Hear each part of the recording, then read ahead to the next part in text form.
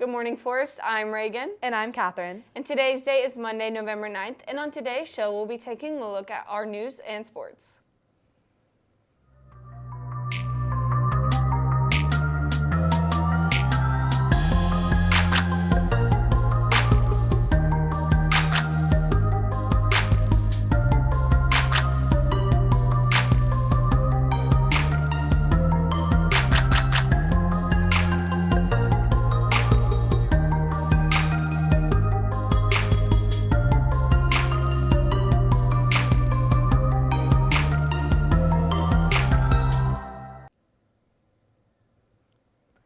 The library has Spirit Pride shirts that students as well as staff can purchase right now.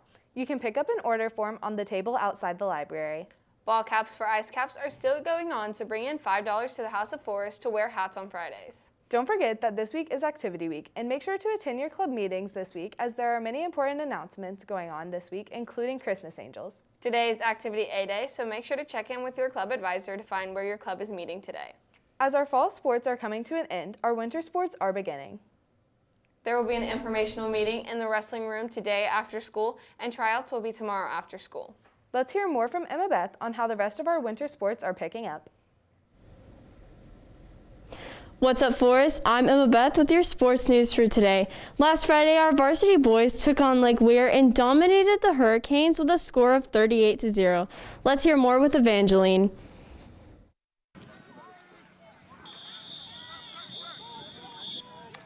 This past Friday, the Forest football team took on Lake Weir in their final regular season game. With the final score of 38-0, Forest dominated. Now that the regular season is over, the coaches and players are prepping for the playoffs against Edgewater. You're doing what they've been doing all year, which is playing lights out. They're probably giving up an average of 4 or 5 points a game, something like that. So if they keep doing what they're doing and we clean up some penalties and some sloppy play us out on special teams, we can play with anybody. Forest's defense played great against Lake Weir, not conceding any points by blocking a field goal and forcing a lot of turnovers. After a 6-point first half, this kept Forest in the game so that the run game could push them ahead with 4 second-half touchdowns. 4 touchdowns last game of the regular season. It feels good. I mean, like I said before, without my offensive line, none of this would be able to happen, sir. Crim's 4 touchdowns propelled the team to victory this week, and him and the offensive line he thanks so much are preparing to do the same against Edgewater in the playoffs. So, we showed tonight we got 3 very good running backs. We're planning on playing a very, very good football team in Edgewater in the first round of the playoffs. So we're going to use the rushing attack to try to control the tempo of the game. We're going to try to eat up some clock, try to win the ball control battle, win the time of possession, and hopefully punch a few in. While Edgewater has a good team, the Forest running game has one mindset for what they want to do when they get the ball. The mindset I get in the game is when I get in there, first down or better. That's the mindset. With the massive success of the Forest running game this season and their added confidence after the shutout win against Lake Weir, Forest looks to continue their season by beating Edgewater in the first round of the playoffs this Friday. This has been Evangeline Ryan reporting for WCAT. I'm here with linebacker Zack Williams. Zack, this year's Forest defense has been playing a lot of lights-out games. You held North Marion, Bellevue, and Lake Weir to 0 points. How has the team worked together to shut out opponents? We were able to work really hard this offseason and just develop chemistry and get to know each other really well. And we got a lot stronger and a lot faster, and I think that helped us out this season a lot. How do you feel that the strong defense play has helped start momentum to get the offense rolling? We definitely got a lot of energetic people on our defense, and they're lots of high energy, and it keeps the crowd in the games, and so I think that helps our offense out a lot. Being a fourth-year senior, how do you feel playing such a successful defense your last year of high school football? It's been really nice considering all the adversity we've had to go through these last 4 years with different coaches. So Coach Williams and our whole coaching staff has done a really good job, and it's been really nice to kind of put it all together for this last year. Thank you, Zack.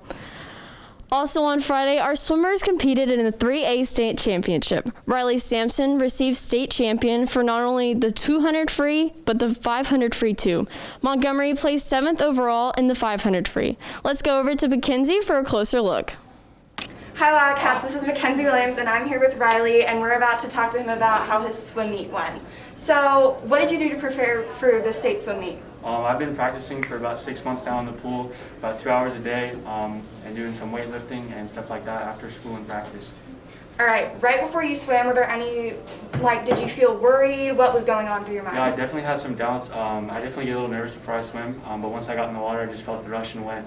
All right, after you swim and you found out that you made first place in state, what were your feelings? How were you? I was definitely super excited. I placed second and third last year at state, so it was definitely a little pressure on my back, and I definitely wanted to win this year. All right, thank you so much. Now let's head back to our sports anchor.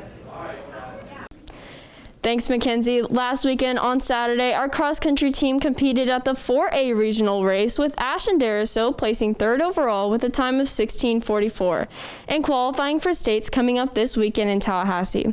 Nicole Harris placed 10th overall, receiving a medal and breaking the 5K girls school record with a time of 20.7. Freshman Journey Martin also ran, placing 22nd overall with a PR of 20:32.9. Congrats to everyone who competed last week. Coming up tomorrow, our girls soccer team takes on their first game against Denellen at home at 5:30 for senior night. If you are interested in joining the track and field team, conditioning starts next week on the 16th from 3:30 to 4:30. You will need to be up to date with all of your forms.